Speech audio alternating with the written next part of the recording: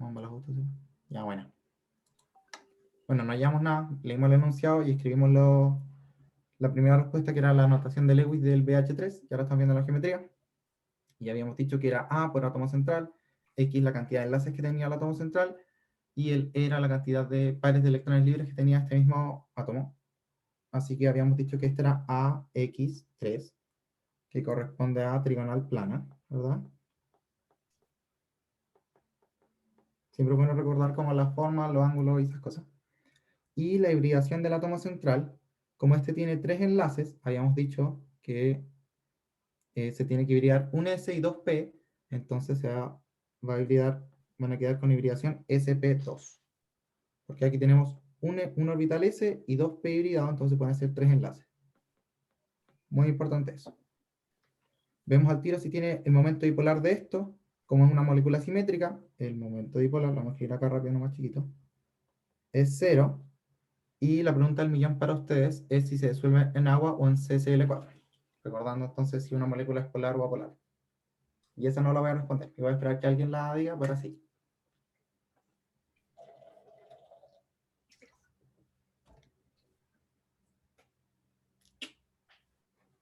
No sé, también es responder por si acaso. En agua. ¿Alguna otra respuesta, persona? A ver, hay 2 personas. No necesito entonces una tercera persona para que determine, porque alguien dice CCl4 y otra persona dice en agua. Así que faltan datos. CCl4. Sí. ¿Por qué? Recordemos siempre, lo similar disuelve a lo similar. Entonces, si esto es apolar, vemos rápido el CCl4. Lo podemos ver acá atrás. Salud. CL. Perdón. Y vemos que este también es apolar, y como teníamos algo apolar, lo apolar disuelve a lo apolar. Entonces la frase del millón es: lo similar disuelve a lo similar. Entonces, a las personas que habían respondido CSL4, están correctas. Ahí está bien lo que había comentado alguien en el chat. Seguimos entonces con el H2SO3, que lo vamos a tener acá, H2SO3, que quizás puede ser un poco más complicado en hacerle Lewis. Entonces siempre uno se puede guiar por esta como manera de verlo, que uno ve. Primero los electrones necesarios para hacer que todos tengan como enlaces simples y todos se cumplan como perfecto. Entonces para el hidrógeno vamos a necesitar 2 por hidrógeno, o sea 2 por 2, y 8 para el S y 8 para el oxígeno. Entonces vamos a tener esto más los 8 del azufre, más los 8 de cada oxígeno, y esto me da 32 electrones. Pero los electrones disponibles son aquellos que están como electrones de valencia de cada átomo que están en la misma molécula. Entonces vamos a tener 1 por cada hidrógeno, más los 6 del azufre, más los 6 de cada oxígeno. Y esto nos da 26 electrones disponibles. Entonces los electrones compartidos van a ser la resta entre los necesarios menos los disponibles. Entonces 36 menos 26 me da 10 electrones, y esos son 5 enlaces. Y por otro lado, los electrones no compartidos van a ser lo que restan de esto. Entonces van a ser los 26 menos los 10, que son 16 electrones. Así que voy a tener 8 pares libres. ¿Ya? Disculpa, ¿los electrones disponibles como los vimos? Los electrones disponibles son los electrones de valencia. Entonces, aquí Ok. tenemos el electrón de valencia del hidrógeno por la cantidad de hidrógeno, los de valencia del azufre por el azufre, que hay un 1, y aquí los del oxígeno por la cantidad de oxígeno que hay. Entonces, vamos a tirarnos el agua y pensar cómo es. Entonces, siempre ponemos el raro al medio. Tenemos que H2SO3, entonces el S iría al medio. Oxígeno, oxígeno, oxígeno. Los hidrógenos siempre han pegado a los oxígenos. Hay algo en el chat.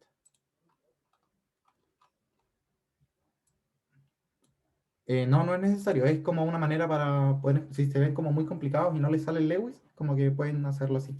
Pero nada es como obligación, a menos que se los pidan, claro está. Los habíamos dicho que los hidrógenos siempre han pegado a los oxígenos, y como tenemos dos, solo podemos poner dos. Y los hidrógenos con los oxígenos, si está haciendo dos, aquí hay un enlace y acá hay otro enlace, necesariamente son simples, ¿verdad? Entonces aquí tenemos, no me gusta esta notación. Los hidrógenos cada uno aporta uno, y el oxígeno cierra cada lado. Como son simples, habíamos dicho. Ups. También de cerrar estos lados.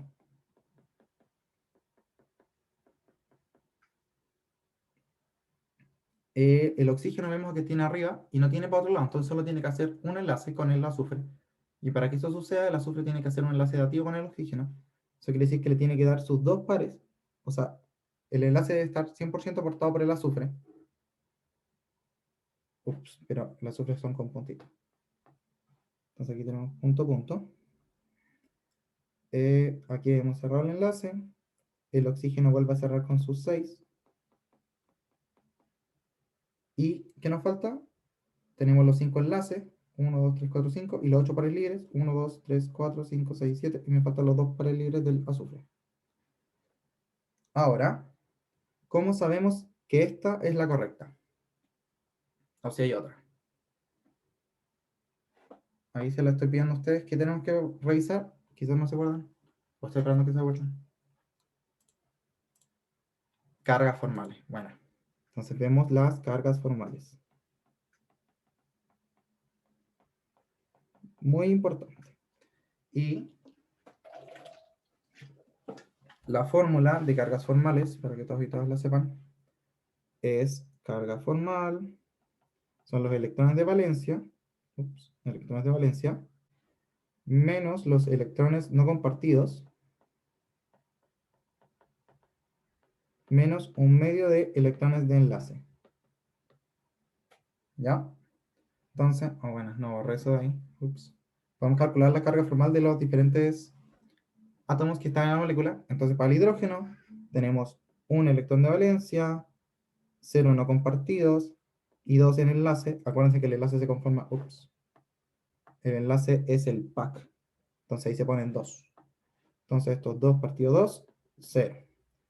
Para el oxígeno que está unido al hidrógeno, tenemos 6 electrones de valencia, 4 electrones de enlace, o sea, 4 no enlazados y 4 de enlazados. Y esto nos da 0. Y ahora, para el oxígeno que está unido al azufre, tenemos 6 de valencia, menos 6 no compartidos, menos 2 partido 2 de los de enlace, y esto nos da menos 1.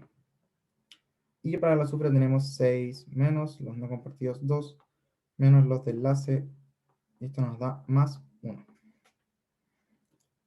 Entonces ahora nos preguntamos, ¿pero hay otra? Ups. ¿Hay otra? Es la pregunta del millón. Que me pueda hacer como las cargas formales aún más bajas. Entonces cuando queremos responder esta pregunta, cuando queremos responder esta pregunta, a mí me hace mucho más fácil verlo de esta manera, como notación, como abreviada. Entonces tenemos el H, el enlace al oxígeno, el enlace al azufre, el enlace al oxígeno, el enlace al esto, y ponemos los libres con otro color. Pum, pum, pum, pum, pum, pum, pum, pum. Y volvemos a escribir las cargas. Aquí tenemos el menos 1, y esto nos da, no, pero mal color.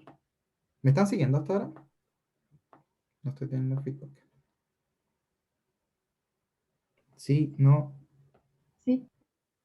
gracias. Aquí tenemos un menos 1 en el oxígeno. Bueno, pero está muy chiquito. Bueno, mientras no se quejen, no voy a hacer nada. Entonces tenemos un menos 1 en el oxígeno arriba y un azufre positivo abajo. Entonces, ¿hay alguna manera de cómo contrarrestar esos dos? ¿Hacer otro enlace? Sí, es una manera. Y también me agrada mucho. Vamos a marcarlo con otro color. Lo que yo hubiera pensado es que cada enlace, cada rayita que pusimos acá, esto, es un menos 1. Y yo quiero pasarle como un menos 1 de arriba al azufre. Entonces, podemos mover esta rayita. ¿Dónde está esto? Si podemos mover esta rayita de arriba y la podemos colocar acá. Entonces, nuestra nueva notación sería, genial, perdí el azul. H, O, S, O, H, O. Y con estos otros colores, los no compartidos. Pam, pam. Y volvemos a... Esa es nuestra segunda opción, pero tenemos que calcular las cargas formales para ver si efectivamente son más cercanas a cero que la que habíamos calculado antes. Entonces, vemos que las de el hidrógeno y las de los oxígenos de los lados se mantienen igual. Entonces, solo falta calcular la carga formal de este y... Ups. Y del azufre.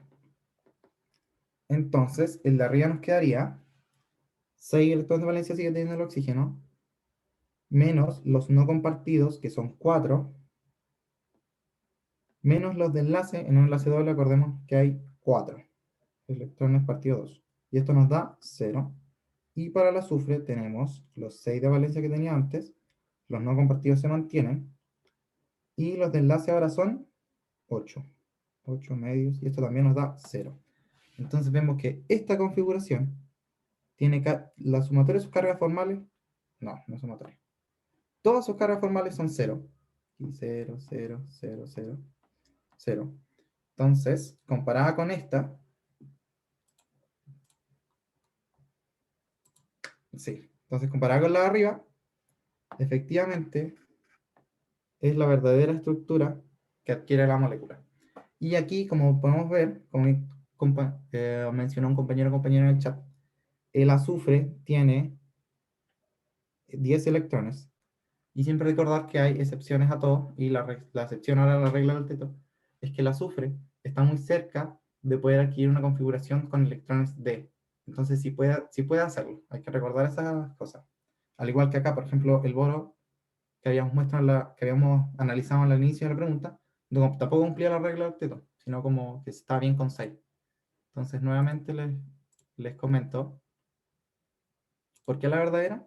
Porque todas sus cargas formales son 0. Y el estudio de cargas formales sigue las reglas de que la idea es que el átomo central tenga la carga 0 y que mientras todas las cargas formales estén más cercanas a 0 de cada elemento, es la mejor opción. Entonces, como veamos la de arriba, había un -1 y un +1. Pero podíamos aportándole ese -1 al +1 y así generando puras cargas formales iguales a 0.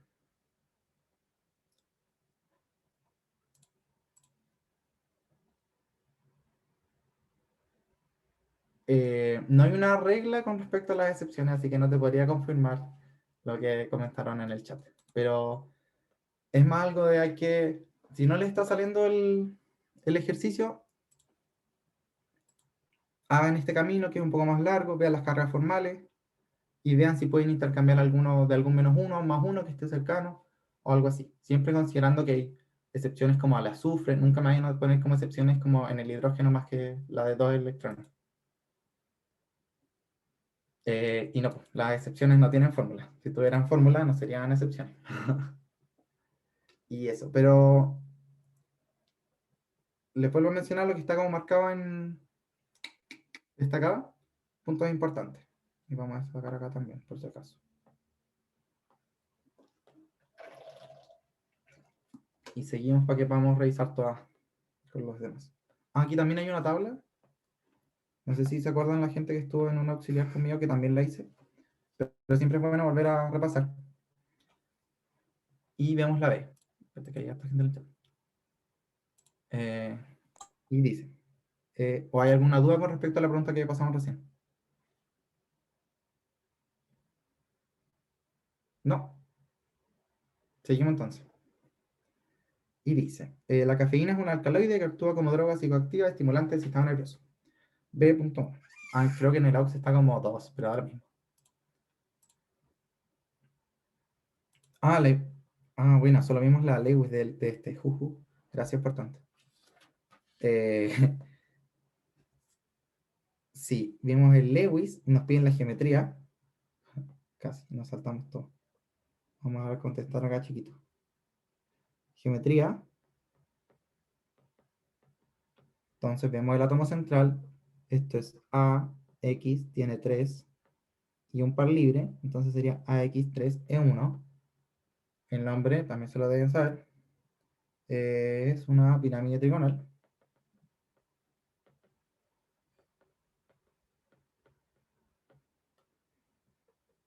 La hibridación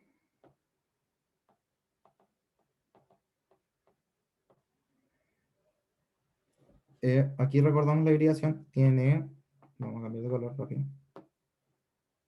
1, 2, 3, y los pares libres, acuérdense que también cuentan como un enlace, entonces tengo 4, entonces debo hibridar un S y 3P, y 3P, entonces sería SP3. Y, ¿qué me falta? Hibridación, geometría, momento dipolar, mu. Aquí claramente no es simétrica, entonces distinto de 0 es distinto de 0. Y si es distinto de 0, se va a disolver en algo polar. Entonces se disuelve en agua. ¿Alguna duda con ese razonamiento?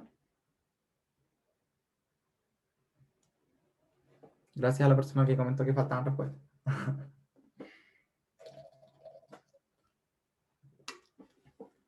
Si no, seguimos. Bueno. Y ahora sí. Bueno, ya leímos el enunciado y vamos en la B1. Determine la hibridación de los nitrógenos y los carbonos en la molécula. Ahora sí, recordando lo que habíamos conversado hace muchos días en un auxiliar pasado. Es como el 5, creo. Yo le diste esta tabla para ver las hibridaciones. Para mí es muy importante que ustedes pueden usar la tabla en el control y en el examen probablemente sí, si es que le preguntan algo así. Pero ustedes deben saber cómo qué está pasando realmente. Si digo que hay una hibridación SP3, que se hibrida un S y 3P, entonces se pueden hacer 4 enlaces y bla, bla, bla. Pero para efectos como para responder de manera rápida algunas preguntas, sirve igual ver la tabla. Entonces, lo que habíamos dicho antes era que los carbonos con hibridación SP3 tienen 4 enlaces. Entonces se van a ver así. Las hibridaciones con los carbonos con hibridaciones sp2 van a tener 3 enlaces. Entonces, uno sí o sí va a ser doble. Y, vamos a hacer una línea acá, los carbonos con hibridación sp tienen 2 enlaces. Y estos pueden ser 2 dobles o uno simple y uno triple. Muy importante. Los de oxígeno con sp3, recordemos que el oxígeno tiene 2 como vueltitas de electrones, que son los pares libres. Entonces se ven así. O si tiene una hibridación sp2, tiene 3, y considerando que ya tiene 2 vueltitas, necesariamente el enlace que los une a la molécula general va a ser uno doble. Y la hibridación sp del oxígeno no existe, porque tienen que ser 2 enlaces, y ya tiene los 2 como enlaces gastados en las vueltitas de los electrones libres que tiene, entonces no se puede. Y finalmente el nitrógeno, hay que recordar que también tiene una vueltita libre, y tiene 3 enlaces. Voy a hacerlos al tiro. Y después cambiar azul. Y... ¿verdad? Esa es la tabla como bonita, simple, que a mí me gusta mucho. Entonces me preguntan la hibridación de los nitrógenos y los carbonos en la molécula, y vamos por partes. Entonces, partimos acá. Los nitrógenos con hibridación sp3 se ven así. Vamos a la molécula de cafeína, que es la que está acá, y marcamos los que se parecen a ese. Entonces, los nitrógenos son S, S, S y S. Y el único que se parece a S es...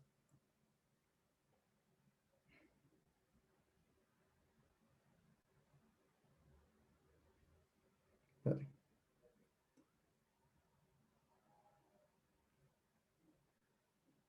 Este tiene 3. Este tiene 3 simples y este tiene 3 simples. Ahí está. No las veía. Después seguimos con otro color, al de abajo. Y este tiene uno simple y uno doble, que es este. Y vemos que no hay nitrógenos con hibridación sp. Entonces volvemos a cambiar el color y vemos los carbonos. el carbono sp3 es todo lo que tiene enlace simple.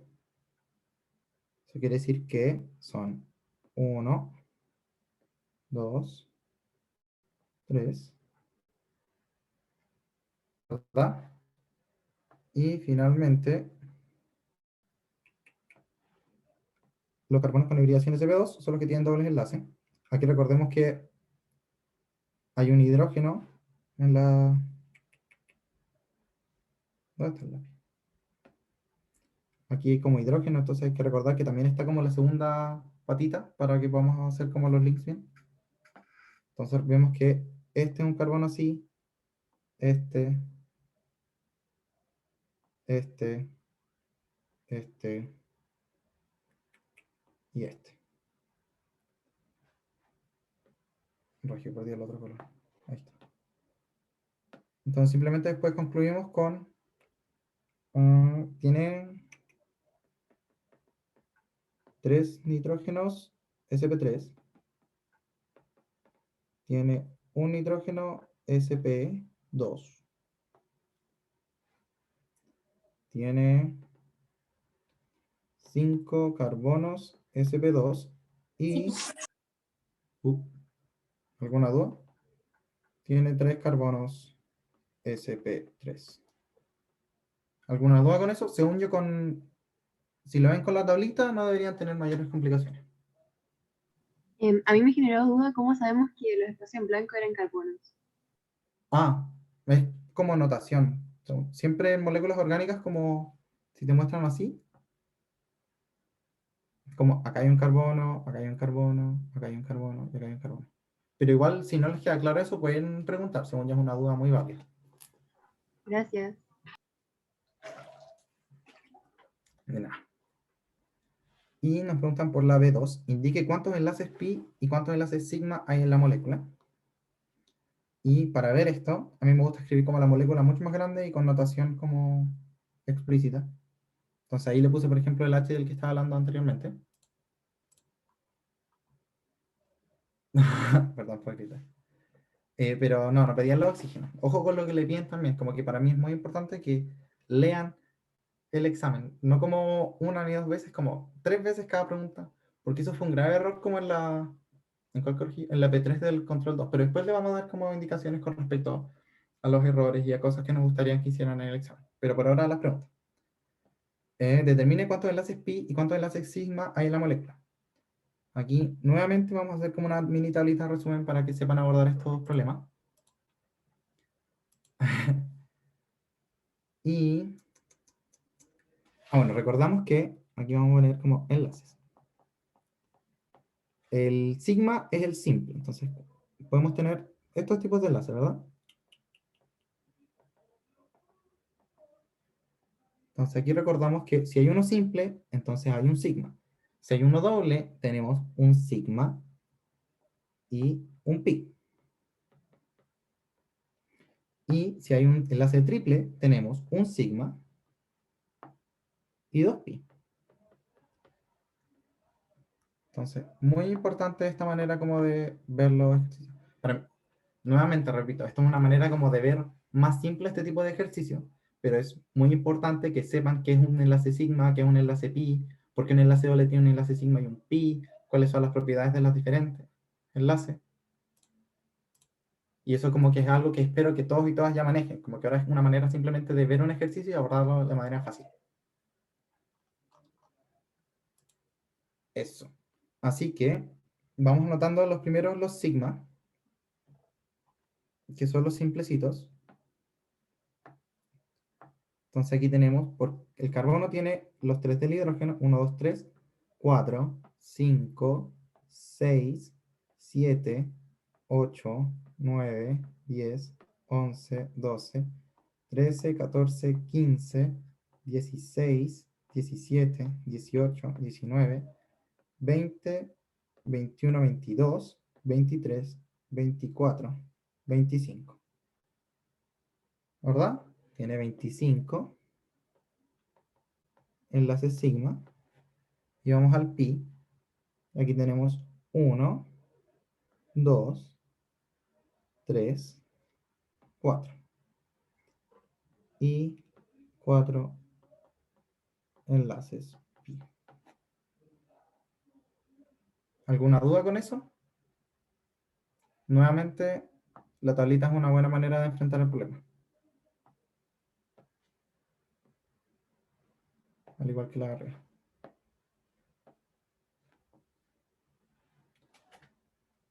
Eso. Y hay una pregunta que vuelve a tomar los mismos temas, así que Pipe, en volada, podrías seguir tú. Y para los que quieran, podemos ver la otra como al final. Como para cambiar de tema. Total es como, voy a preguntar por hibridación, momento dipolar, enlaces pi sigma e interacciones moleculares. Ujú. Así que cambiamos de tema. Pero ¿hay alguna duda con lo que vimos recién? Es como muy, si saben la materia, deberían poder aplicarlo y sacar un buen resultado.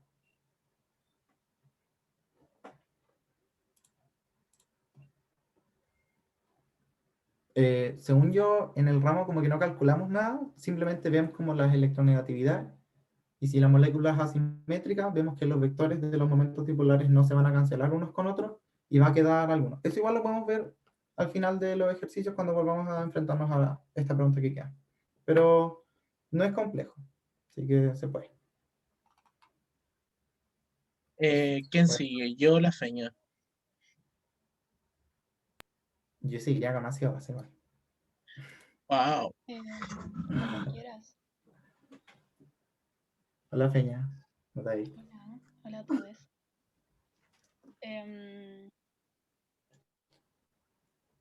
No sé, igual quizá está un poco largo lo que tengo. Estoy viendo cómo hacerlo, acortarlo. Así que Ya, entonces sigo yo, igual. pero un momento que no estaba preparado. Pero igual, porque nos podemos extender un poco, es como horario como de aprendizaje nomás, no es como, o sea, aprendizaje, es como de estudio, total, para mañana. ¿O tienen algo? No, hay tiempo, sí, hay tiempo. Ya. Ya. Pero eso. Empieza entonces.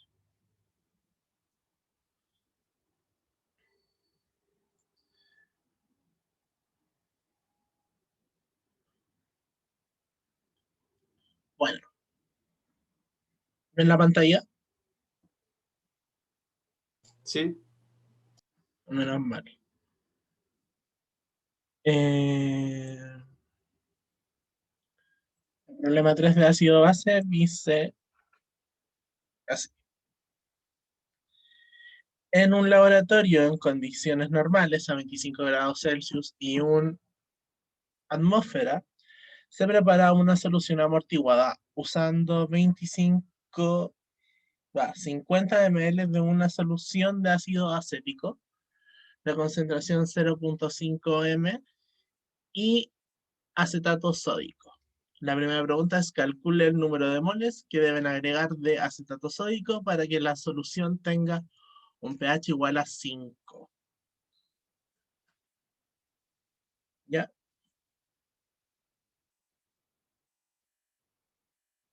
Tenemos como dato el valor de K ácido, que es 1.8 por 10 elevado a la menos 5.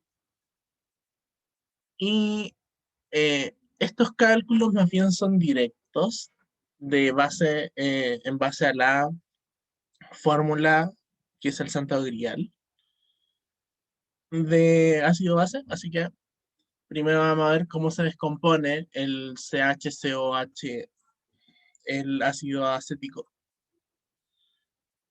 y se ve así. Básicamente, al ser ácido, pierde su protón de hidrógeno y dejando la base conjugada de CHCO menos. ¿Ya? Y acá está la ecuación que es el santo grial. Es el pH es igual a P ácido, P de la constante de ácido, más el logaritmo de A menos de la base conjugada, de la concentración de base conjugada partido en la concentración del ácido. ¿Ya? Si tomamos los datos de la pregunta, nos piden un pH igual a 5, por lo cual tenemos como dato. pKa se traduce también como menos logaritmo de la constante Ka. Y sabemos que la base conjugada es CHOH-, y el ácido acético tiene una concentración de 0.5 molar. ¿Ya? Reemplazamos los datos que tenemos del enunciado en la ecuación y decimos que no sabemos la concentración de CH o menos para que esta solución tenga un pH igual a 5, por lo cual dejamos la X arribita y matraqueamos. Eso es puro trabajo de mano, calculadora, donde se calcula ese logaritmo, pasa restando, se saca el logaritmo elevando a 10, acuérdense que el logaritmo en ácido base es en base 10, se eleva a, se elevan los resultados, terminando con un X igual a 0.91. Esa es la concentración de la base conjugada. Ahora, la pregunta nos pide el número de moles que agregar de acetato sódico. Entonces tenemos que saber cómo se divide el acetato sódico.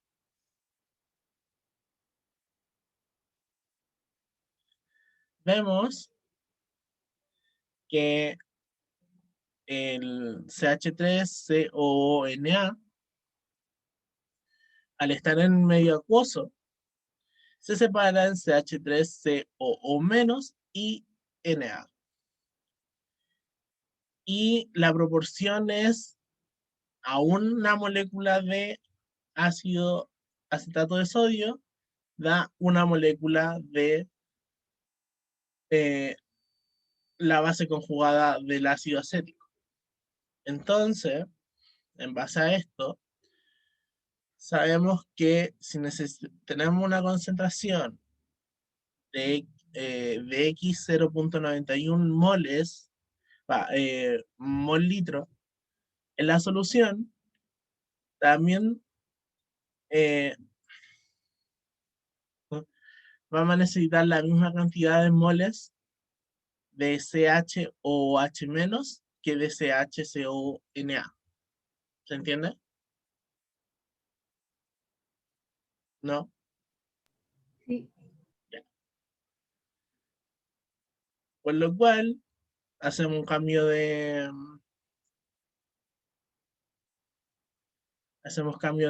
unidades, 0.9, 0.91 mol partido litro por 500 ml, lo tanto es 0.5 litros, es aproximadamente 0.45 moles de la base conjugada.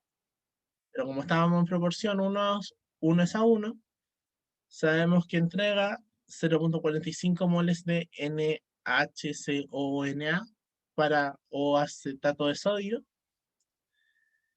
que agregar a la solución para que su pH sea igual a 5. ¿Alguna duda?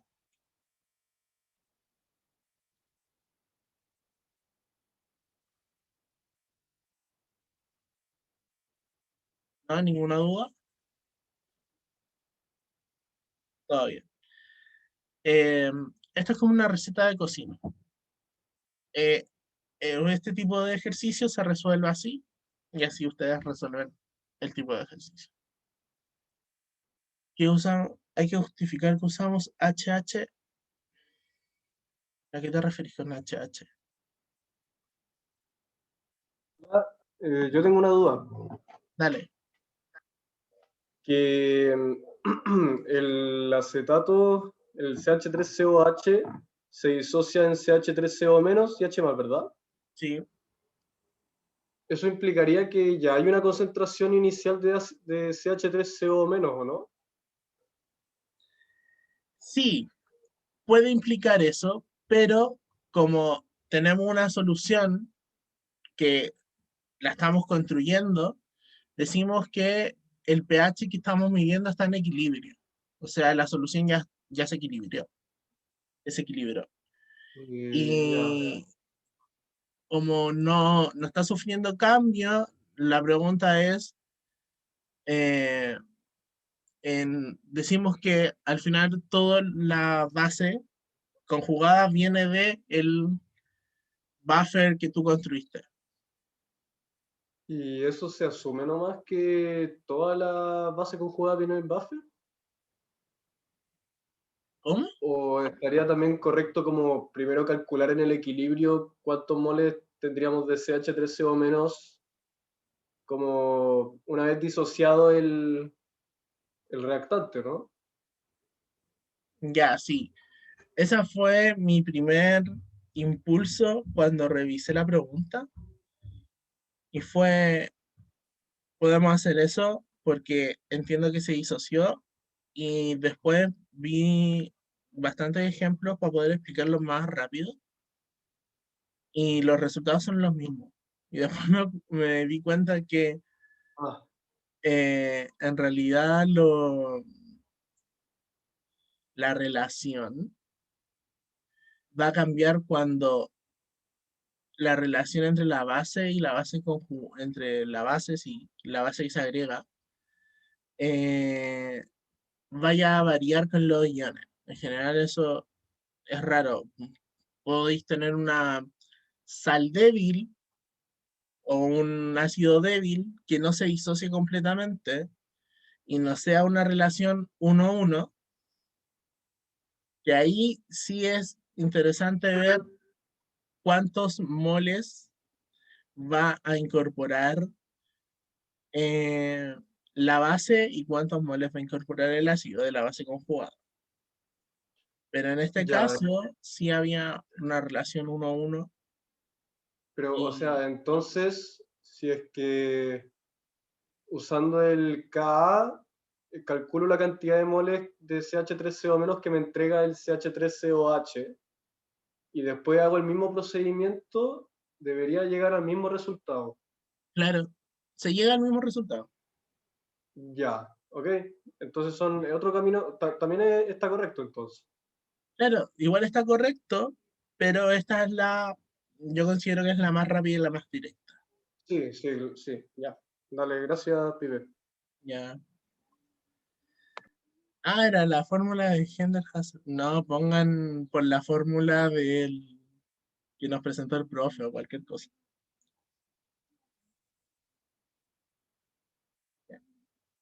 Eh, con eso está resuelta la primera parte. Podemos ir a la parte B,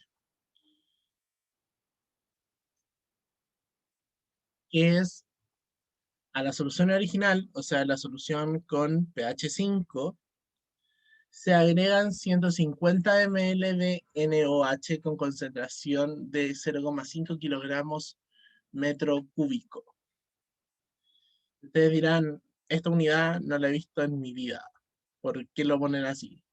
Bueno, para joderles la vida también.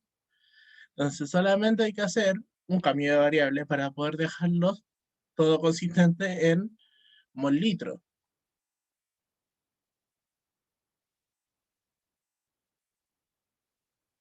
Entonces tenemos el dato por enunciado y vemos que básicamente un metro cúbico son 1000 litros, 1000 gramos son 1 kilogramo y para esta molécula en 40 gramos existe 1 mol de sustancia. ¿Ya? Que es este valor 40 que hay acá, es el peso molecular. Entonces simplemente dividimos por el peso molecular. Y nos queda, se van como metro cúbico con metro cúbico, kilogramo con kilogramo, gramo con gramo, mol litro. El resultado de esta seguidilla de multiplicación y divisiones nos entrega que la molaridad es 0,0125 moles. ¿Ya? y hacemos esta tablita que es muy parecida a la tablita de equilibrio, pero lo que hacíamos en equilibrio era trabajar con molaridad, y lo que nosotros necesitamos trabajar en ácido base es el número de moles.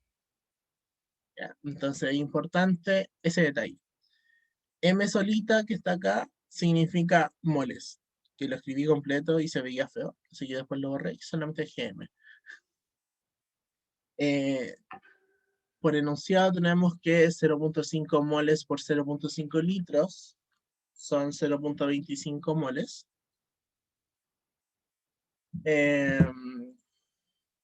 También tenemos la concentración de NaOH, que básicamente es la concentración anterior que calculamos, los 0.45 moles de sustancia, y agregamos 150 ml de ácido de NaOH en una concentración de 0.025.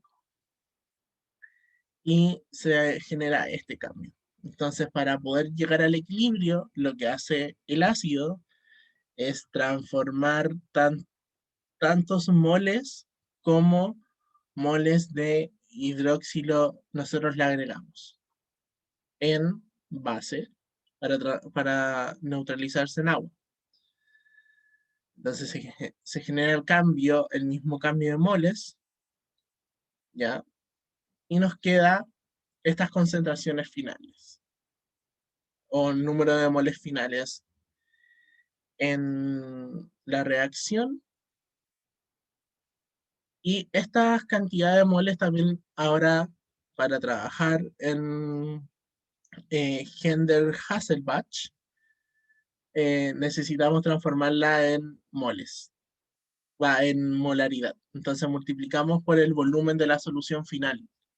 El volumen de la solución inicial eran 500 ml y le agregamos 150 ml de solución de NaOH, por lo cual nos queda un total de 0.65 litros o 650 ml de solución. Eso divide la cantidad de moles y nos queda esta cantidad de la concentración final. No nos interesa la concentración de agua porque básicamente es líquida y no entra en la fórmula, así que no la ocupamos.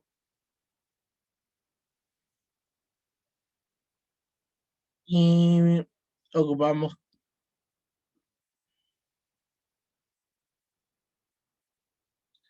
¿Cómo se deduce esa ecuación de la reacción? ¿A qué te refieres, Nicolás? No entiendo.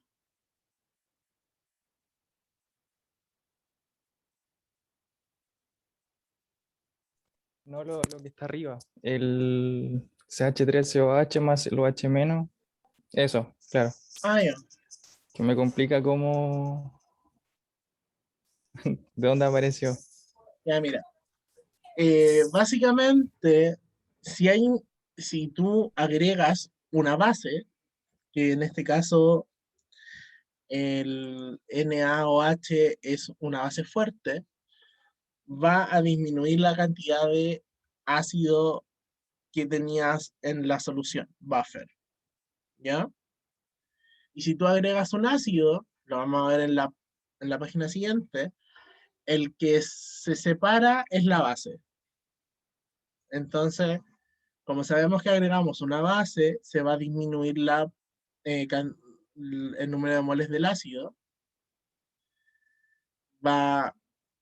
Eh, al ser una base de Na, incluso lo podría escribir acá, Na, pero no era necesario, solamente puse el, el grupo hidroxilo, que es el grupo funcional, y básicamente el H se libera para transformar agua y queda la base conjugada. ¿Entiendes? No entiendes. No entiendes lo que hice.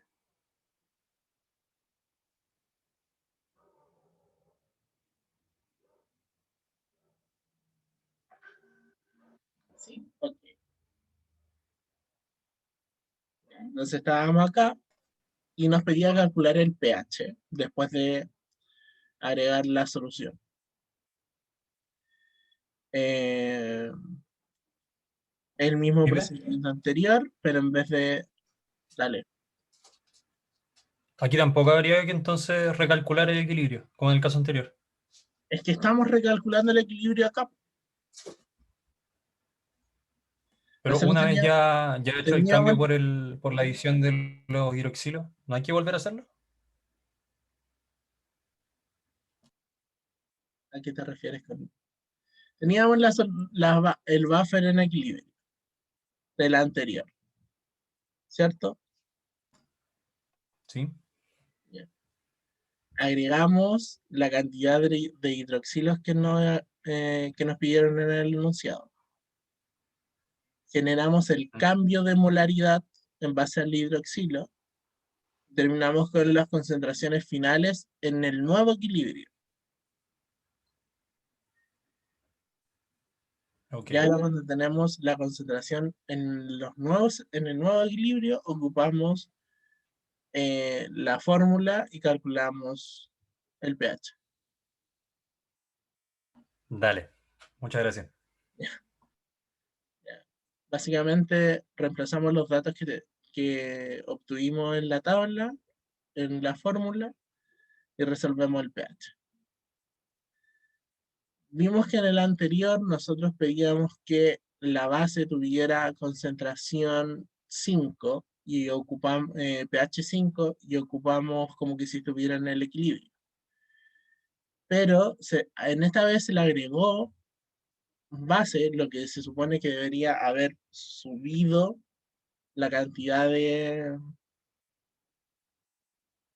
de concentración, porque acá se trabaja con moles en la tabla. Porque básicamente una partícula del grupo hidroxilo va a reaccionar con una partícula de OH, no necesariamente con concentraciones. Las concentraciones, en el caso de ácido-base, son relevantes para el cálculo de pH, pero los cambios se van a hacer una partícula por una partícula. Entonces, por eso ocupamos moles y no ocupamos molaridades.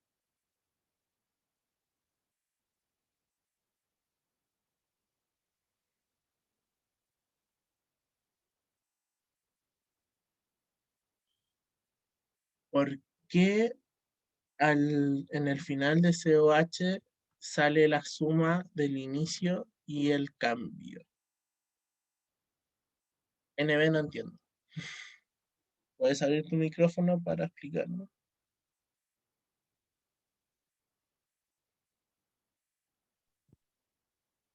En los moles finales de ese, sí, dice 0.25, 1875. ¿No debería ser menos de 0.25? Oh, me equivoqué en el cálculo, ¿verdad? ¿El resta, cierto? Sí, se debería restar. Ah, ya, ya. Ya, pero Ya soy yo, sir. Gracias. ay, era muy tarde cuando lo hice, pero sí, eso, como el cambio es negativo, eso Sí, no se tranqui. suma, se resta. Y ahí va a haber el cambio en pH. Bien. Eh, pequeño error ahí. ¿Cuál es el pH resultante si se agregan 100 ml de ácido? En este caso, con una concentración de 0.6 moles. Como les decía, con el ácido, la base es la que va a reaccionar. La base conjugada, en este caso, va a reaccionar con, acá le pueden poner H más y se va a entender, pero yo le pongo H3 o más para que se vea que como resultado daba agua. Pero sí, reaccionan reacciona a la base, genera ácido, por lo cual se espera que el buffer sea un poco más ácido al agregar el ácido. Por redundancia, se hace lo mismo que en el anterior. Se buscan los moles, la base con el acetato de la base, el número de moles de acá también, con la concentración del enunciado, sacan los números de moles y hay un cambio al agregar el número de moles de ácido. Entonces, ese cambio es igual al número de moles que agregué para que al final me quede sin cantidad de ácido nuevo, se haya neutralizado completamente y me quedan estas concentraciones finales. Que estas sí están calculadas bien. Entonces, teniendo la concentración, se agregaron 100 ml a una solución de 500, por lo cual aumenta el volumen a 0.6. Siempre, si en el enunciado nos dicen se agrega un número de moles o se agrega se agregan gramos, el volumen no aumenta. Pero si nos piden agregar una solución de concentración, entonces ahí sí aumenta y tienen que recalcular el volumen final. Eso es importante, porque cualquiera pondría 500 y lo pondría acá. Y las concentraciones serían diferentes.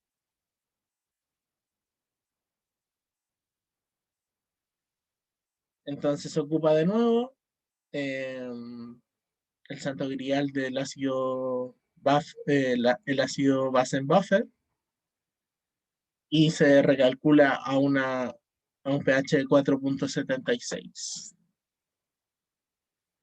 ¿Alguna pregunta, duda, consulta?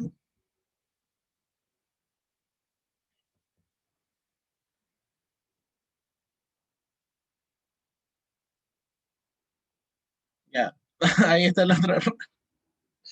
Ay, Dios mío, sí, son 100.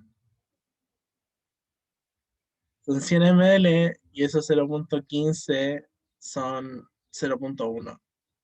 Sería un cambio menor. Nice. Oh, ya, pero piensen que ahí sale 150. Pero en general, así son las dinámicas de ácido-base. Básicamente tienen el inicio, las concentraciones de ácido y de... ¿Perdón?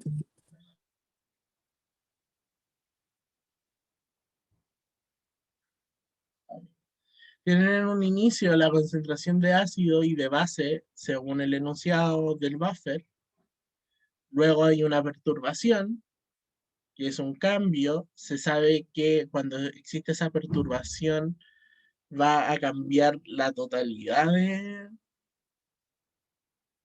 de esa perturbación, porque nos va a quedar 0 en el final. Entonces ya sabemos cuál es el cambio que va a pasar tanto en el ácido como en la base. Y simplemente tenemos que saber cuándo ese cambio es positivo y cuándo ese cambio es negativo. Si agregamos un ácido, la base va a disminuir su concentración. ¿Ya? Y cuando agregamos una base, la base va a aumentar su concentración. Siempre tiene que estar ese juego.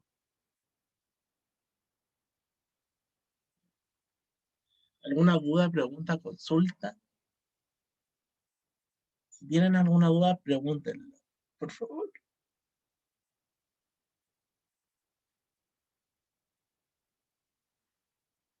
¿No?¿Ninguna? Ya. Si se agrega una base, va a aumentar la concentración el ácido. No, no, al revés. Si agrega una base, aumenta la concentración, en el final, la base. Y y si agrega un ácido, va a aumentar la concentración, un ácido. ¿Ya? Por eso cuando agrego un ácido, disminuye la concentración de la base, y cuando agrego una base, disminuye la concentración de un ácido. ¿Ya? Esa es la fórmula que van a ocupar siempre con ácido base, porque siempre le piden pH, o si le piden pOH, ese es 14 menos pH. ¿Ya?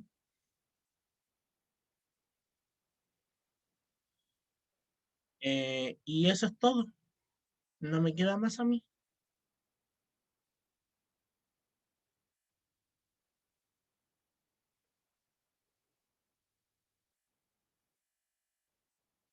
Chicos. ¿Ya? Súper, gracias, Pipe.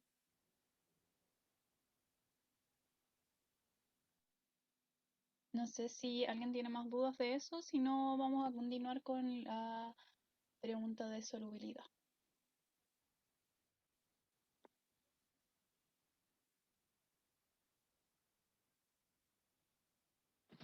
Ya, voy a ver si se escucha todo esto. Y ahora, voy a ver si logro compartir pantalla. Ay, ay, ay. Mm,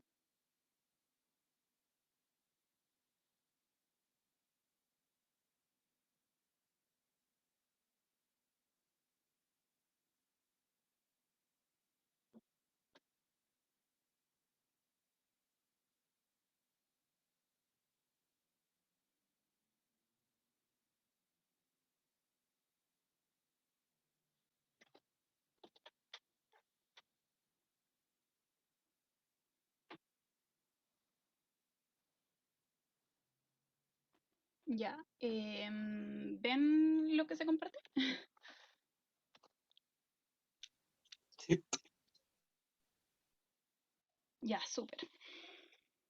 Ya. Entonces, ya vamos a hacer como un pequeño repaso, en verdad. Son ejercicios de cálculos simples. Es más que nada un repaso de conceptos que tienen que manejar bien para el control y que espero que a cada concepto como que le pongan atención de que eso es lo que tienen que estudiar. Ya, entonces... Vamos con la 1. Dice, de manera experimental se encontró que la solubilidad del sulfato de calcio es 0,67 gramos litro. Entonces calcule el valor de la KPS para este compuesto. Ya, entonces como tenemos la solubilidad, para convertirla en KPS, primero tenemos que convertir los gramos litro que ya nos dan. Esto sería... Voy a agrandar un poquito. 0,67 gramos de CaCSO4 dividido en 1 litro de solución, que es lo que nos dan. Después tendríamos que multiplicarlo por los moles y el peso, que en este caso serían 136, me quedó horrible, gramos de CaSO4. Ya, hasta ahí nada extraño, es lo que hemos hecho siempre. Y eso nos va a dar 4,9 por 10 a la menos 3 mol en litro. Entonces, con eso tenemos la concentración. Ahora, lo importante es saber cuál es nuestra ecuación del equilibrio de solubilidad. No sé si alguien me podría decir cuál es el sólido, los iones que se forman, porque es importante que lo manejen bien.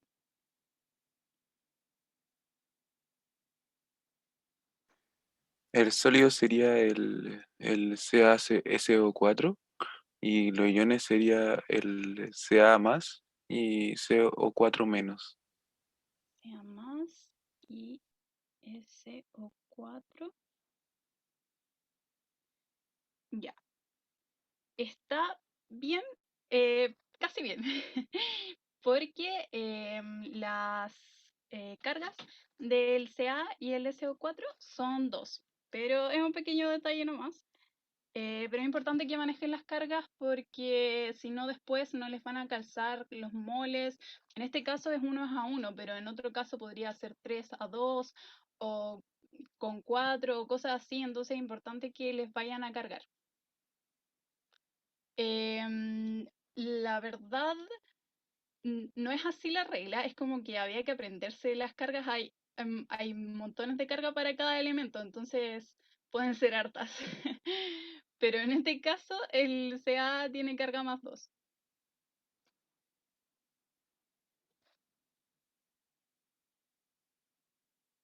Depende de, mira, las cargas va a depender también de con quién estén, ¿cómo se llama?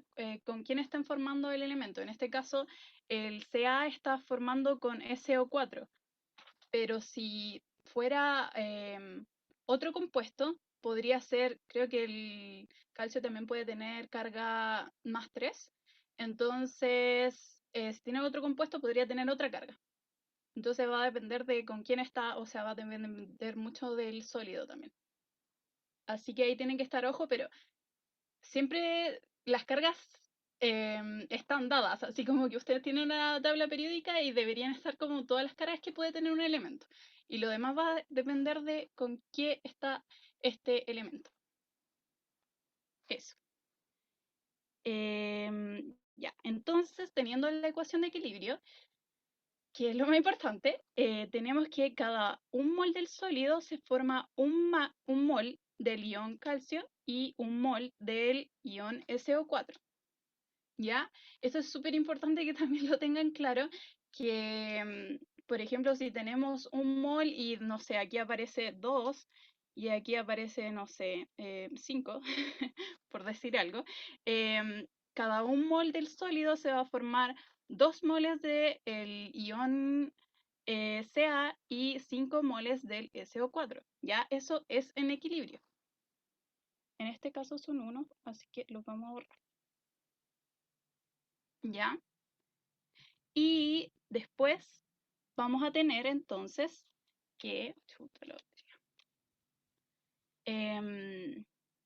que como habíamos sacado la concentración del CaSO4, ahora podemos tener las concentraciones también de los iones, que van a ser las mismas, ya que, como dijimos antes, son proporcionales.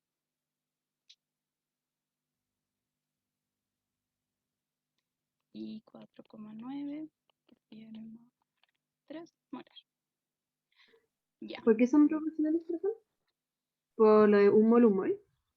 Sí, siempre que tenemos nuestra ecuación de equilibrio ya formada y balanceada, vamos a saber cómo es la proporción del sólido con respecto a los iones que se disuelven. Esto pasa como en todo orden de cosas, en las reacciones siempre va a ser así, como si se forma esta cantidad, según los coeficientes estequiométricos se va a formar esta proporción de uno y esta proporción del otro, ¿ya? Sí, me Entonces, confundo con, por ejemplo, ácido base que estábamos viendo antes, que acá es 1:1, entonces las concentraciones son iguales, pero por ejemplo antes teníamos que hacer la tablita en el que vamos como viendo en base como y ahí vamos viendo y tenemos que al final como despejar X y ver cuánto se cambió de cuánto. Entonces, ¿cómo sé cuándo es proporcional, como en este caso, y cuándo tengo que ocupar la tablita? ya, siempre es proporcional. El problema es que a veces se agregan cosas o se quitan cosas, como por ejemplo que se está reaccionando a algo. Por ejemplo, no sé, si teníamos una concentración inicial aquí y no ha reaccionado completamente como ha reaccionado a esto, va a quedar así, ¿cachai? Y entonces es como cuando ya han reaccionado completamente, deberían tenerse esas proporciones finalmente, pero si todavía está como en el equilibrio, por así decirlo, que puede ir como a uno de los dos lados, se tendría que, por ejemplo, restar una concentración en el que tenías en los reactantes y sumarle esa misma que le estás restando a los productos, a cada uno de los productos, y también esas cosas que se suman y se restan tienen que ser proporcionales a los coeficientes geométricos que estás teniendo. O sea, los coeficientes siempre te van a mandar como las incógnitas tienen que ir multiplicados por ellos, por así decirlo. Gracias. Ya, espero Explicando. que no se haya enredado tanto. Disculpa, me falló un poco el internet ahora. Si yo tengo, ejemplo, el CA con un 2, o sea, con un coeficiente estequiométrico 2, tendría que multiplicar la concentración por 2. Sí, así es. Por lo menos en este caso es así. Si esto fuera Súper, 2, ay, chuta. Si esto fuera 2, sería el doble. Claro. Eso. súper. Entonces, dependiendo del coeficiente, es por lo que yo multiplico la concentración que tiene en este caso el reactante. Ujú. Muchas gracias. Ya. Entonces ahora para calcular el KPS, sabemos que el KPS es la constante de solubilidad, no, de producto de solubilidad, ¿cierto? Es producto. Entonces, ¿cuáles son las constantes que yo voy a tener que, perdón, cuáles son las concentraciones que yo voy a tener que multiplicar aquí?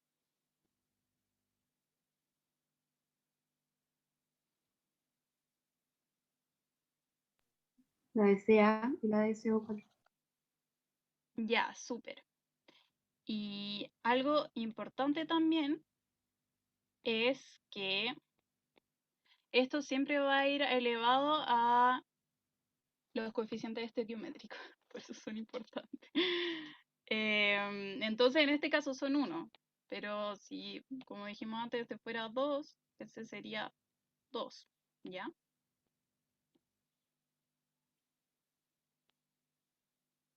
Ya. Entonces tenemos la multiplicación.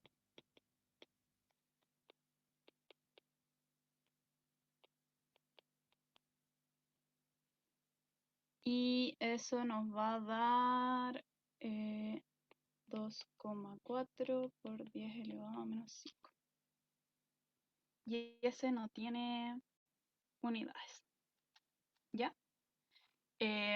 Quiero que con lo más importante que se queden aquí es no con el cálculo, sino con qué significa estar en equilibrio de solubilidad o qué significa estar como en equilibrio con el sólido, que en este caso es que está como en el límite de que se puede ir como a cualquiera de las dos partes, o sea, si agrego un poco más de concentración, me podría precipitar, por ejemplo, o si quito un poco, se podría como disolver más. Al final, como cuando está KPS, es cuando la velocidad,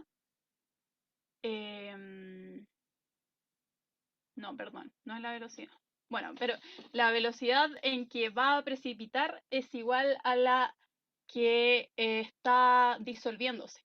O sea, como son iguales, está como disolviéndose y precipitando al mismo tiempo y por eso se queda como en una constante. ¿Ya? En una constante en el tiempo. Ya. Eso. ¿Alguien tiene dudas hasta aquí?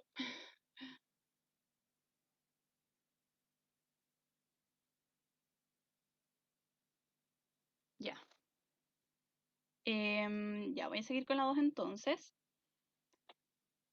Dice a exactamente 200 ml de base L2 a 0,004 molar. Se agregan 600 ml de K2SO4 en 0,008 molar.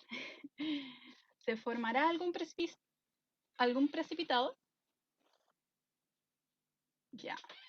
Entonces, en este caso igual, lo primero que tenemos que hacer es ver nuestra ecuación de precipitado, o sea, de equilibrio de solubilidad. Primero tenemos que ver qué precipitado se va a formar. Bueno, en este caso se lo escribí, es un spoiler, pero como tenemos todos esos iones que se pueden formar según los compuestos que ya teníamos, el único precipitado que se puede formar es el SO4, que sería nuestro sólido.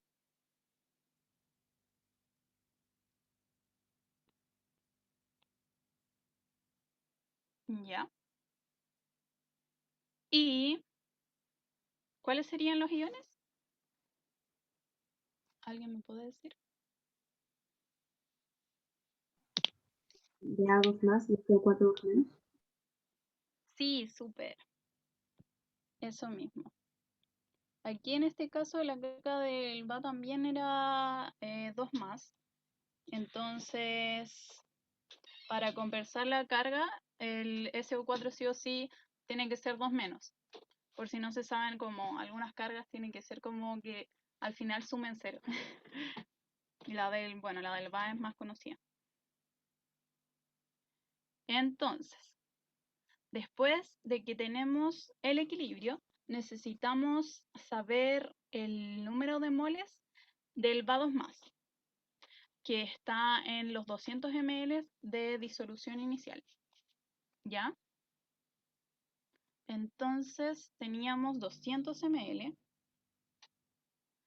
en la la concentración y la molaridad, que son 0,04. Y esto es en 1 litro de solución.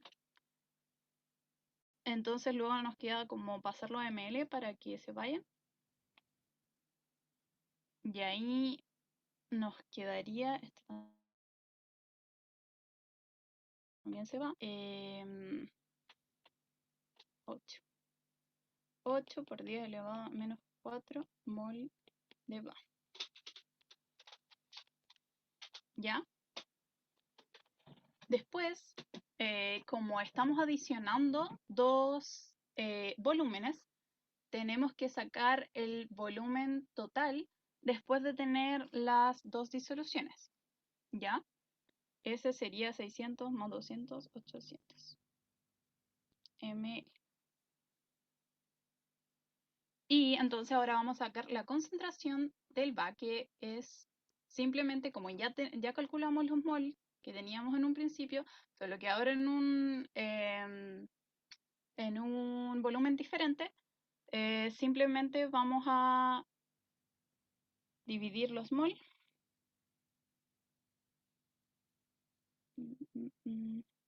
8 por 10 elevado a menos 4 en 800 ml. Y se nos van los ml y nos queda en molaridad, que sería 1 por 10 a la menos 3. Creo. Ya. Y luego nos falta el SO4. Estamos buscando los del equilibrio que teníamos al principio. ¿Ya? Entonces, en 600 ml, van a ser los 600 ml, la concentración molar en 1 litro de solución. Se va esto y nos quedaría 4,8 por 10 a la menos 3 mol de SO4 2 menos. Ya, hasta aquí no hemos hecho nada raro, por eso no he parado como si tienen preguntas.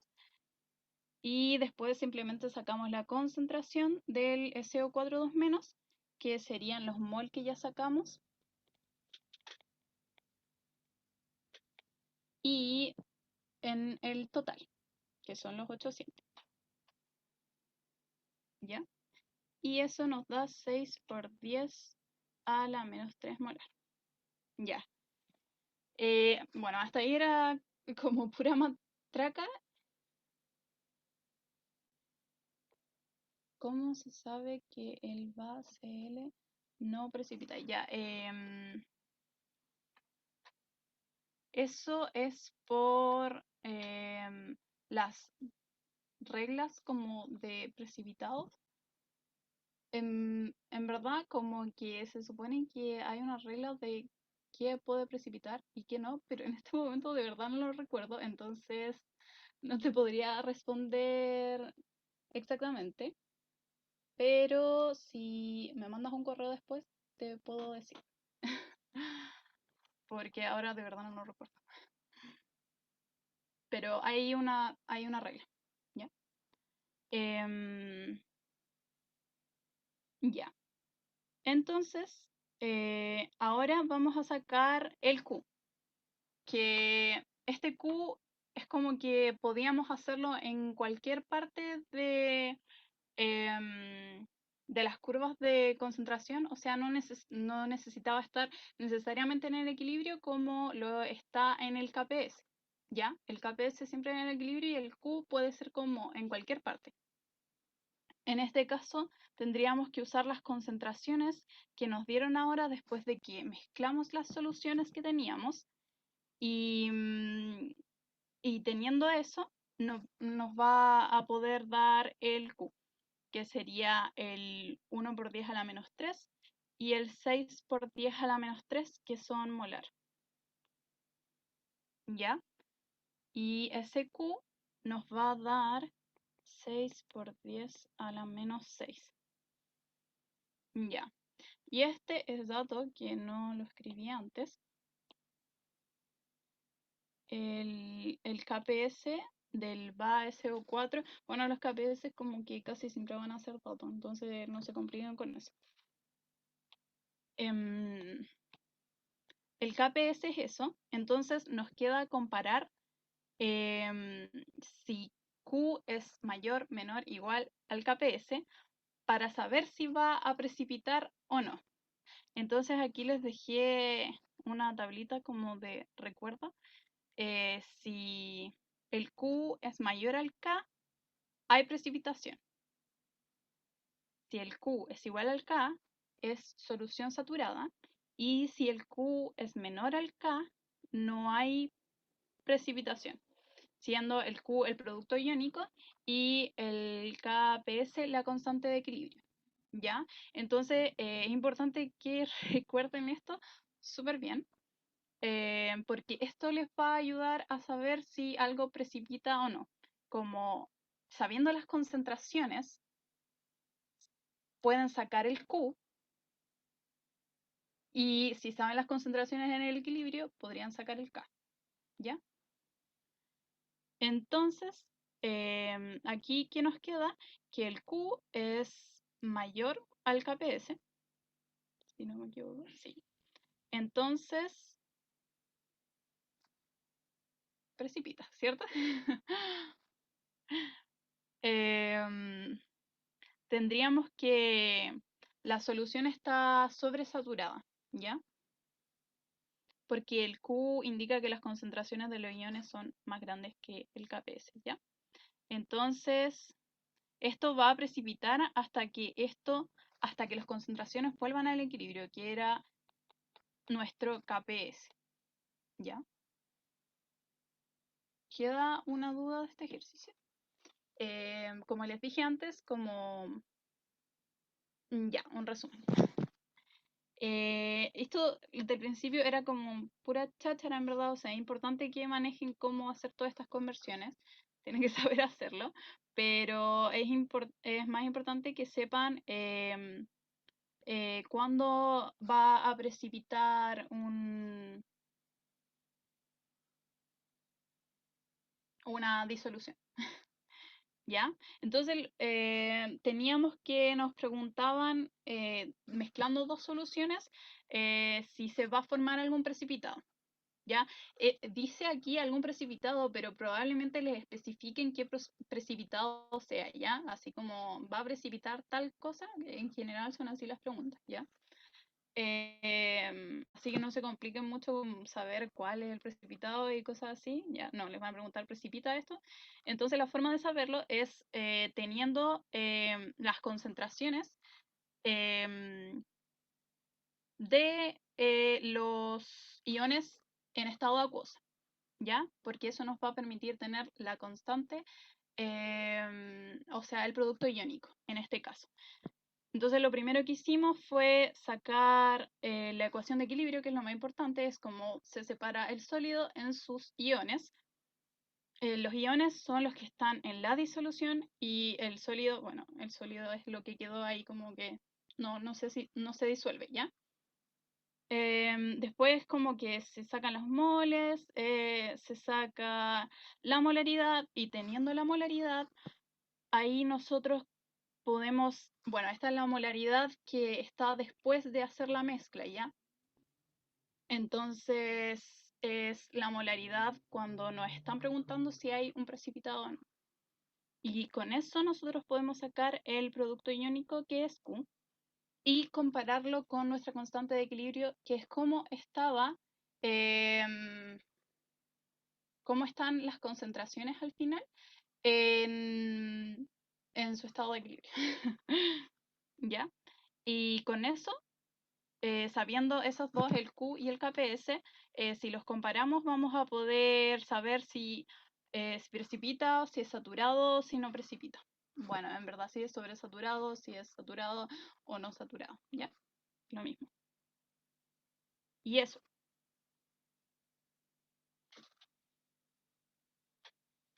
¿Alguna duda?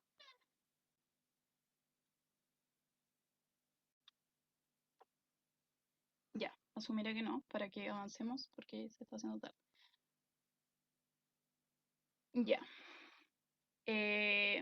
Ya, y esto es importante también que lo tengan claro, que al final es una pregunta de cómo afecta el pH de una solución en la solubilidad, ¿ya?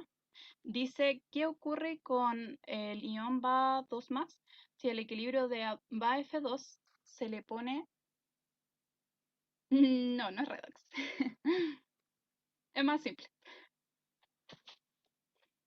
Se le pone un medio ácido. ¿Cuál de los siguientes compuestos será más soluble en una disolución ácida que en agua? ¿Ya? Entonces, lo primero es qué pasa con este ion si le ponemos un medio ácido, ¿ya? Entonces, lo primero que hacemos, que es lo que hemos hecho todo el rato, es poner nuestro sólido, y bueno, aquí ya les había escrito el ion, así que lo voy a escribir nomás. Y aquí en este caso sería 2F menos, ¿ya? Porque la carga de F es 1 menos solamente, ¿ya? Por eso hay que ponerle el 2 después, para equilibrar. Pero es importante eso, como que no se le pone 2 menos, porque la carga es solo menos, ¿ya? Y teniendo esto, podríamos ver cuánto da su KPS, o de qué forma es su KPS al final. Que no es tan necesario, pero lo vamos a hacer igual. Va a 2 más por F menos, y este va al cuadrado, importante. ¿Ya? Entonces, lo que nos convoca es el medio ácido. ¿Qué pasa si yo tengo un medio ácido? ¿Qué hay como así de extraño que no hay en un medio de agua solamente? ¿Alguien sabe? Sí, bien, súper. Hay protones, ¿cierto? H+. Entonces, lo que Disculpa, ten- ¿sí? sabes que me entró una confusión ya de nivel materia entre cómo calcular el KPS y el Q. Que yo pensé que el Q era el que se calculaba de esa forma, de como de la donde escribiste KPS. Ya, ¿dónde escribí? ¿Este KPS? Sí, exacto. Ya, mira. El Q y el K se calculan igual, o sea, es la misma forma, solo que las concentraciones que se ocupan son diferentes, ¿ya? El Q, que es el producto iónico, puede estar en cualquier momento de una disolución, o sea, por ejemplo, puede estar saturada, no saturada, sobresaturada, precipitada, en disolución completa, etcétera, etcétera, como todo disuelto o algo así. En cualquier parte puede estar, pero en cambio el KPS es cuando las concentraciones están en el equilibrio, ¿ya? Y, o sea, es en el equilibrio porque ya como que llega a una parte de la curva donde ya no cambia, así como que es constante, y por eso se llama constante producto de solubilidad. Entonces, esa es la diferencia. Ya, muchas gracias. Ya. Entonces, estábamos en que se le agrega H+, ¿cierto? Los protones, importante.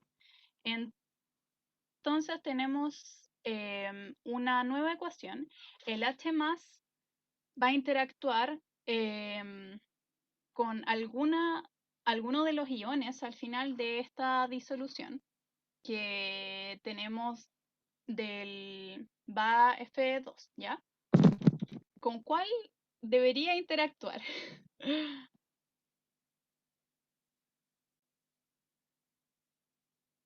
¿Alguien sabe? Sí, súper. Con F-. ¿Por qué con el Porque F- es como si no me acuerdo quizás los voy a enredar si les digo si es una base o no, pero es claro, para que sea neutro. Al final, si yo como que junto el F- y el H+, van a quedar neutro, que eso es lo que quieren como todas las moléculas, estabilidad y quedar en carga neutra. ¿Ya? Entonces siempre van a buscar como el contrario. Entonces, si tengo como cualquier cosa así como, no sé, el SO42-, ¿ya? Algo así. Sí va a querer juntarse con H porque los va a poder aceptar por su carga, ¿ya?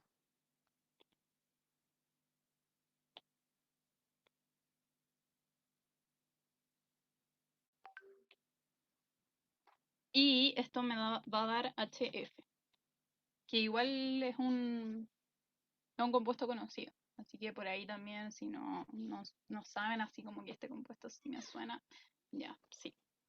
Entonces se puede formar. Entonces, ¿qué pasa con esto? Como el H+, que es del medio ácido, vino como a robarse los iones de F de nuestra reacción del principio, la concentración del F- va a disminuir, ¿cierto? Porque se van a empezar a formar estos HF de acá, como quitándolos de acá, como que se va, así, ¿ya? Y si este disminuye, como por Le Chatelier, el Va2+ va a tener que aumentar como para mantener el equilibrio, que siempre es lo que quieren, mantener el equilibrio, y eso se va a hacer como aumentando los iones de Va2+, ¿ya? Y eso es lo que pasa con Va2+, tiene que aumentar. cuando está en un medio acuoso, ¿ya? Y después pregunta cuáles de los siguientes compuestos será más soluble en una disolución ácida que en agua, ¿ya? Y esto es como básicamente lo mismo que hicimos antes, así que lo voy a hacer más rápido, ¿ya? Esto sería QS en sólido, ¿cierto? Se disocia.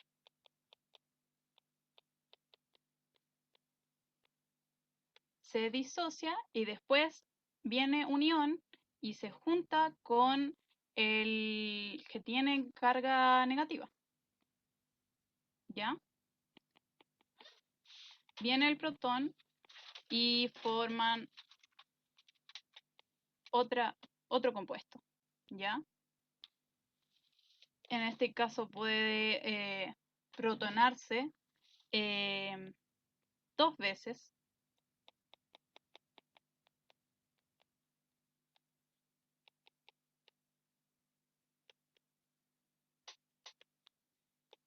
Y eso va a quedar como global.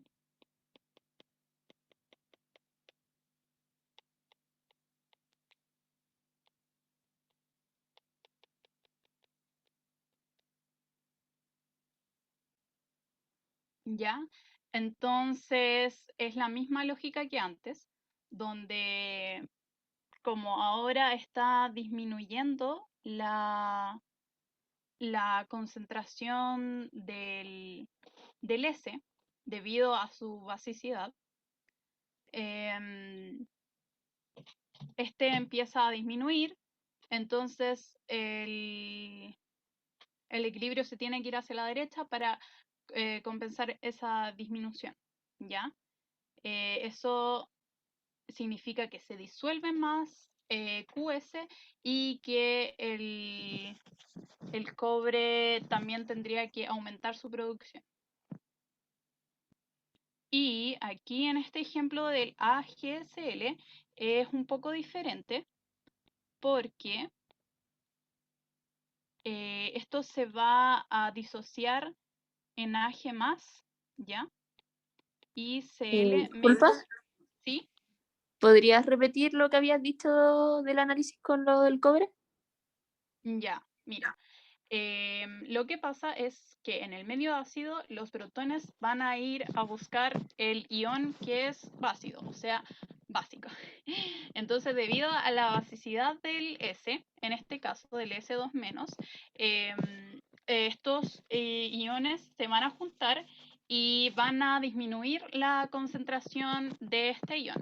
Como disminuye la concentración de este ion, el equilibrio se tiene que desplazar hacia la derecha, lo que significa que se va a disolver más QS y lo que también significa que debería estar como apareciendo más cobre. ¿Ya? Ya, gracias. Y en este caso de aquí es diferente porque el Cl es bueno, si se junta con el H+,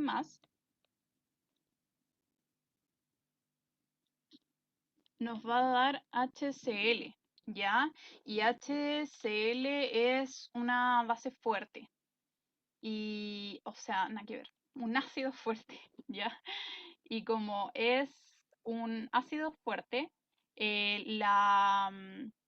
la solubilidad del AgSL no cambia, ¿ya? No se ve afectado si lo que se forma al final, como al juntarse con el H+, es un ácido fuerte, no se modifica la solubilidad de la disolución, ¿ya? Esto solo en el caso de que se formen ácidos fuertes. Y estos que vimos acá eran débiles, ¿ya? Este también es débil. Si se forma un ácido débil, entonces sí debería afectar a la solubilidad del pH. ¿Ya? Bueno, el PbSO4 es lo mismo, así que lo vamos a dejar hasta ahí.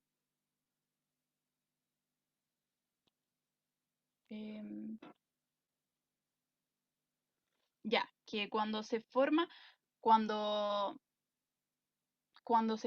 un ácido fuerte, al juntarse con el protón que llega del medio ácido, la solubilidad no va a cambiar.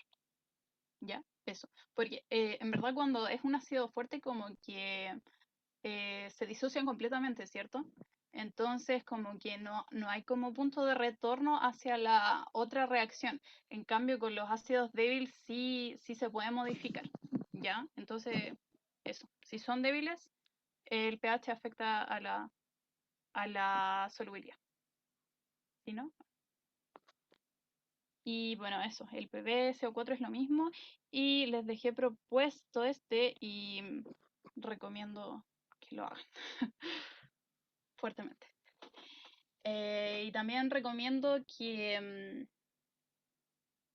estudien teoría, más que se pongan a hacer como mucho ejercicio, que entiendan bien los conceptos como los conceptos que vimos, que repasamos, ¿ya? Si los tienen claros, van a andar súper, ¿ya? Eso. Voy a dejar de compartir.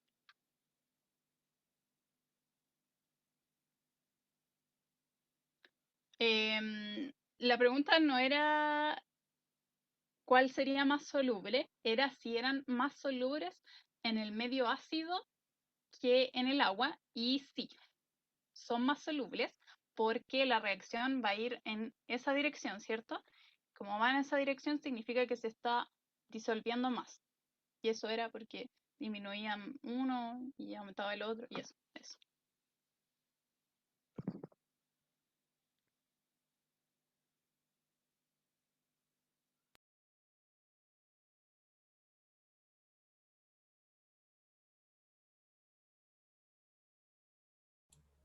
¿Y eso, po? No. Ya, recomendaciones como generales para los. Bueno, queda también una, pero es muy similar a la que vimos recién y según yo no vale tanto la pena, más que recordarles que se veían temas como de isómeros y que yo, como en general, les auxiliares les recomendamos ver como el auxiliar 5, el 6, el 7, la semana teórica del 5, los auxiliares 10, 11 y 12, y la semana de teoría de solubilidad. Muy importante, como comentó la Peña recién. Por si no tienen como repasar más ejercicios y quieren ver como algo más tranqui, pueden poner ahí como una serie para reproducir. Ese es mi último consejo. ¿Y alguna como Modo podcast. recomendación? Sí. Mal podcast, pero es lo que hay. Yo también les recomiendo, o sea, ahora voy como a repasar como errores que me acuerdo cuando revisé las preguntas. También lo pueden decir como Peña o Pipe si quieren como interrumpir. El R que utilizan, mírenlo muy bien. Cuando vimos hartas preguntas de pilas, llegaron algunas personas que ponían R's como en litros por ATM. Vean bien las unidades de todo lo que escriban. Todo. Comprensión lectora. Nuevamente repasar las tablas que les comenté al inicio en mi pregunta de la geometría, los enlaces, hibridaciones. Nunca está de más.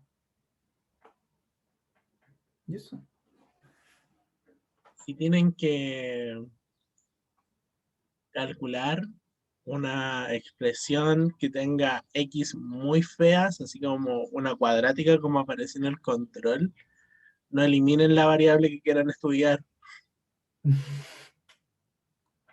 Duro. Por favor. Si es muy complicada la expresión, métanla a la calculadora de internet y la va a resolver. Nosotros no evaluamos tanto el desarrollo, más que si nos dicen como formulé esta ecuación y la metí a la calculadora y me dio esto, eso vamos a evaluar. No vamos a evaluar la matraca.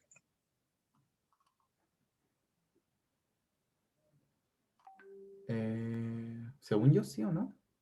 Como que esto cuenta para el examen y también la recuperativa. ¿O qué entienden ustedes, Pipe y Peña? Estaba leyendo y entiendo que la pregunta del C1 va a ser recuperativa para el control.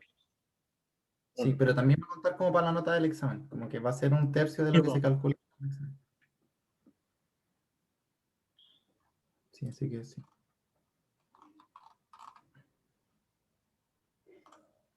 Se Tres. supone que son 3. 3 preguntas.